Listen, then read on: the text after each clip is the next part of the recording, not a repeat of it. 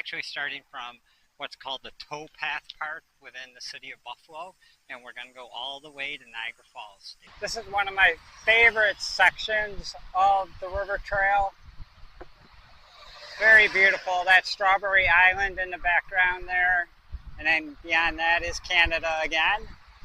The only unfortunate part, I don't know if you can hear the traffic in the background, but they decided to build a throughway right along the beautiful river.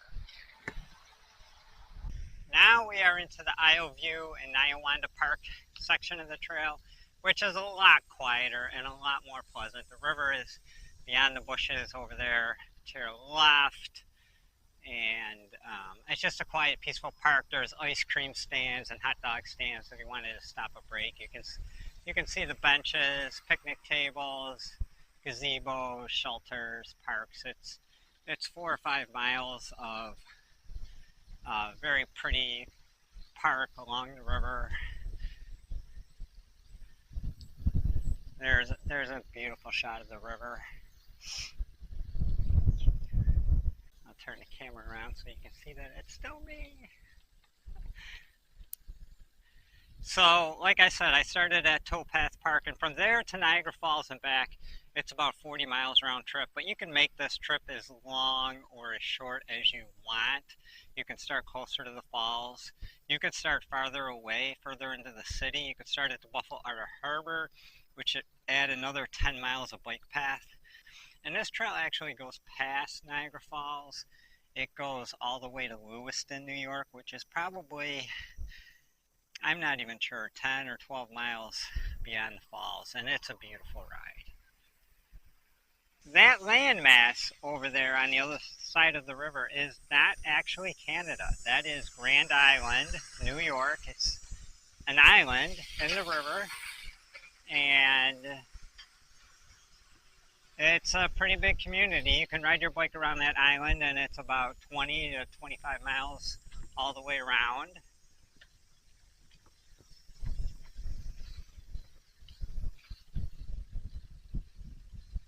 My definition of being rich is being able to get up every morning and do whatever you want. It doesn't matter how much money you have. This is what I want.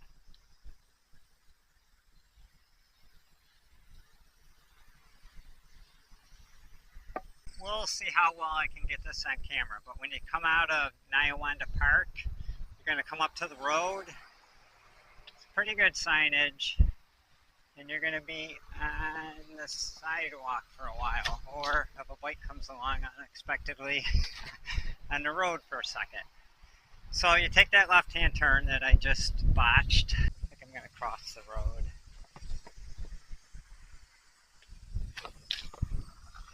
And then take my left onto this green bike path that goes along the road.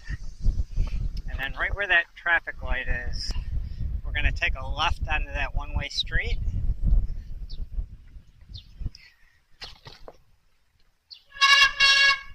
Good brakes.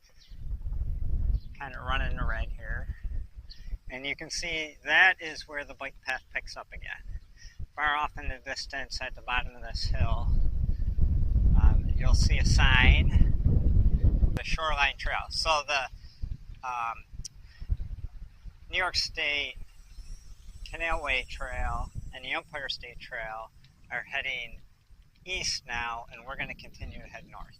So after you navigate that little zigzag, you go through a very small marina, and you end up on River Road, which is not a good road to bike on, but there's a bike path that runs along the left side of it, and this is going to take us through a couple parks, and I'm going to show you the second park because there's a tricky turn that you need to make there. The river is beautiful today. It's very calm and serene. There's a boater out there. I hope that shows up in the camera. I'm still getting used to this camera, and today is the first day I'm using a microphone. I have a remote microphone hooked up to it. It's somewhat annoying because it's on a 6-foot cable, but I'm hoping that will cut down on the noise of the wind. Maybe I'll just shut up and let you guys enjoy the view.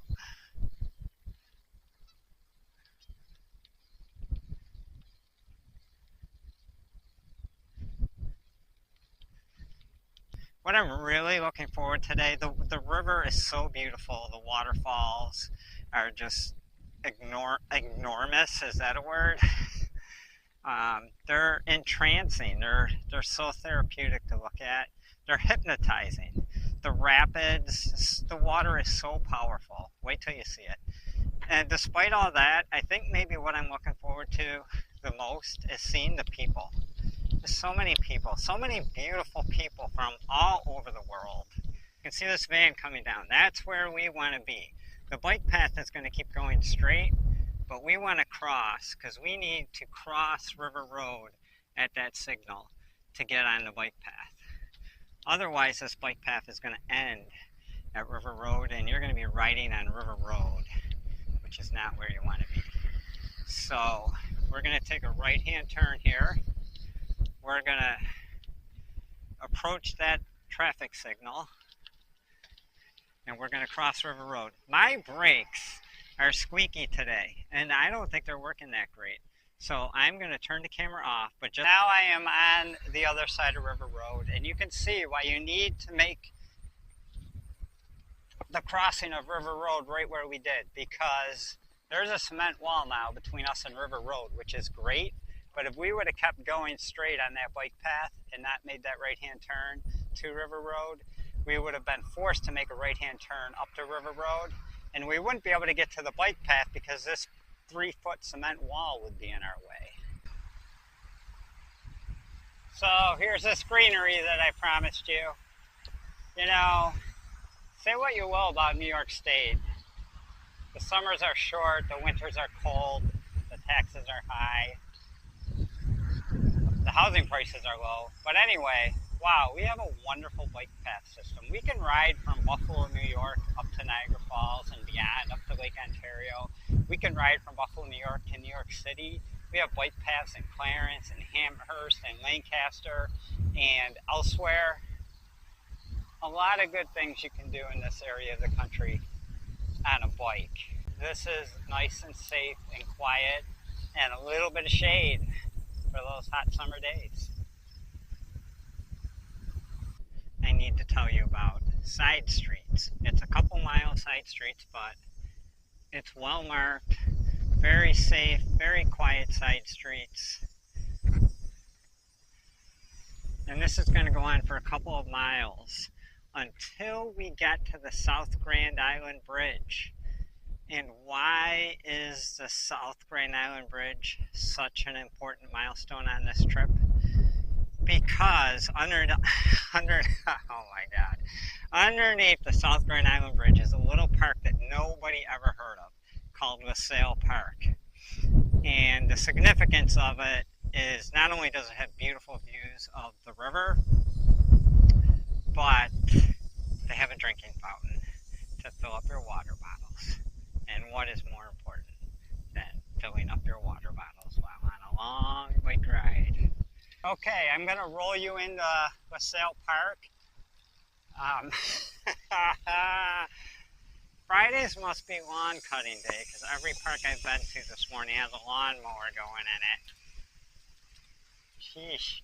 But so we're gonna roll right past that drinking fountain that I told you about. There's a couple people in pink sitting right in front of it. Looks like they're out for a ride today too. And I'm gonna take you right to the river itself.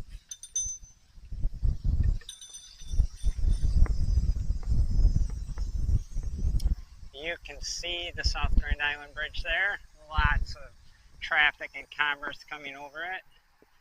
And a beautiful river. Looks like there's a fishing boat out there. Some ducks. Gonna try not to put my bike in the river.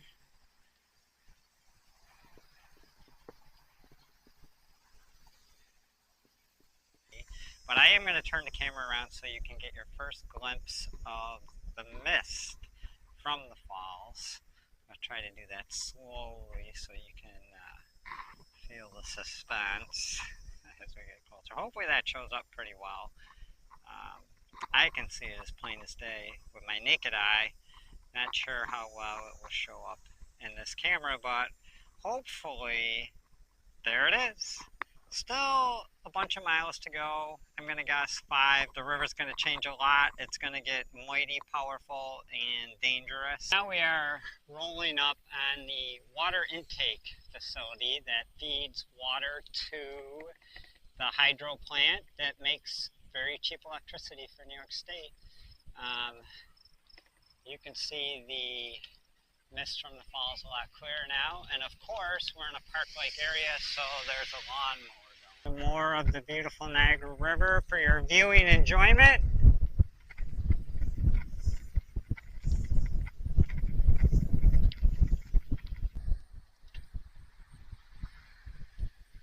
So here's a little known fact.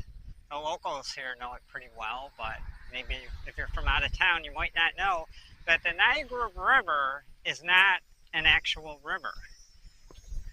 It's a strait.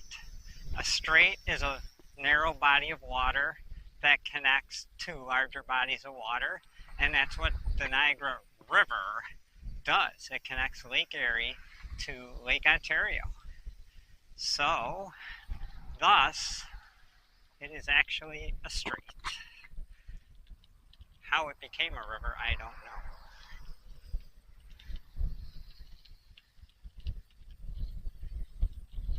The river is still very smooth. You can see that it's moving faster now. Not sure how well that shows up in the camera, but it's moving faster, but it's still very smooth and glass-like. But that's going to change very soon. We're very close to Goat Island, and that's when things get serious.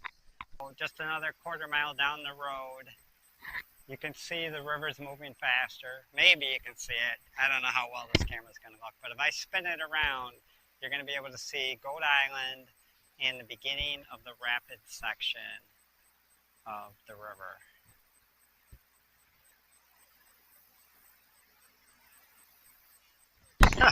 It's crazy.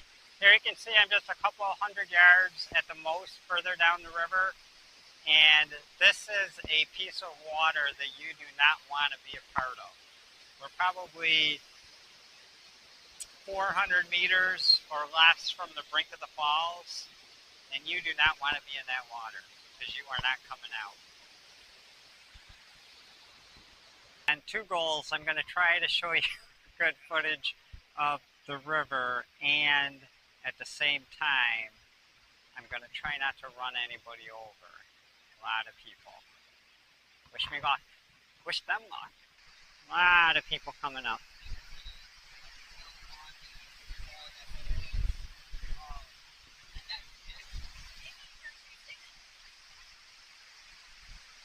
I don't know how well this is showing up in the camera, but the brink of the falls is about 100 yards away, probably less than that. We're going to go to the left here to avoid as many people as possible.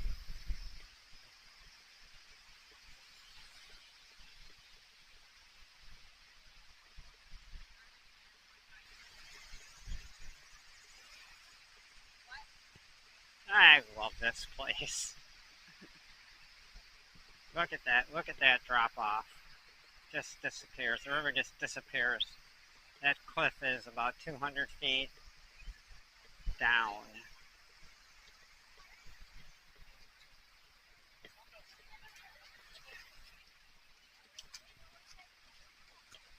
And there is a fence that's going to stymie us from getting to the brink of the falls, but we'll get pretty close.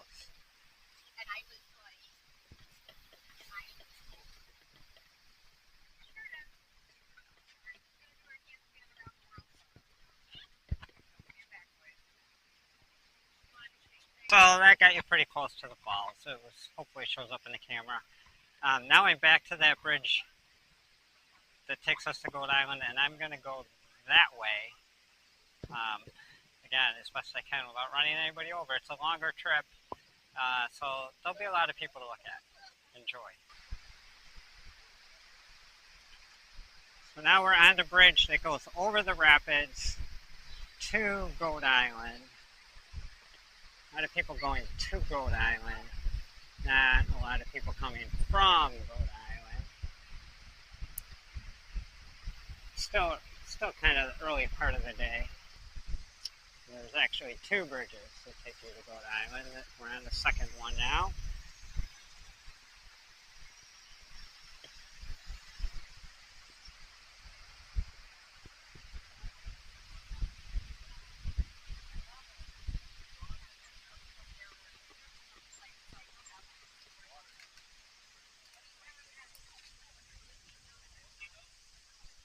It's always good when you can make it over those bridges without running anybody over. I believe Niagara Falls State Park is the oldest state park in the country. Somebody look that up. Oldest state park in New York State.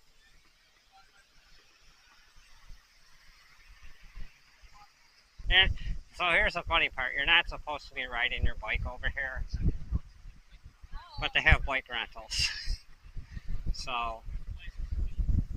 I don't know. I've had cops riding behind me and in front of me in the past, and nobody ever says anything. What they really want you to do is not kill anybody. No, there's a park ranger behind me. He didn't say anything. Yeah, like I said, they just want you to not kill anybody on your bike. They're not so concerned about whether you're actually riding your bike. Just don't kill anybody. That's all we ask.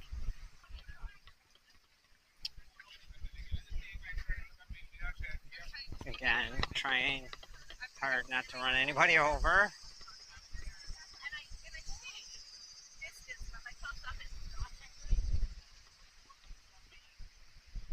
And we're gonna park this bike.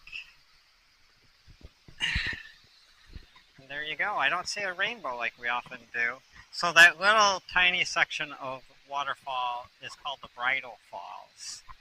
And then further in the background is the actual American Niagara Falls.